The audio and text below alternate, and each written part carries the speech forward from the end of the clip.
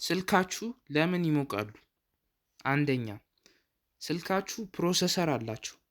ያ ፕሮሰሰር ደግሞ እንደ ትንሽዬ ብሬን ነው የሚያገለግለው። ጌም ስትጫወቱ፣ ቪዲዮ ስታዩና ብዙ አፖችን ስትጠቀሙ ፕሮሰሰሩ ብዙ እንዲሰራ ይገደዳል። በዛም ደግሞ ሙቀት ይመረታል። ሁለተኛ ባትሪያችሁ ራሱ ሙቀት ያመርታል። በተለይ ቻርጅ ስታደርጉ ኢነርጂ ራሽ ያደርጋል። የዛን ጊዜ ሙቀት እንዲመረት ይሆናል። ሶስተኛ ባክግራውንድ አፖች እና ፑር ኢንተርኔት ሲግናል የበለጠ ስልኮቻችንን በጣም እንዲሰራ ያደርገዋል።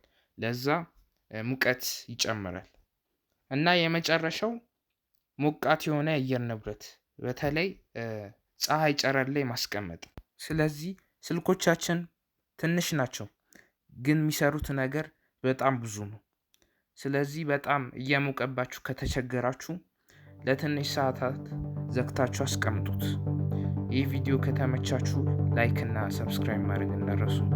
ፒስ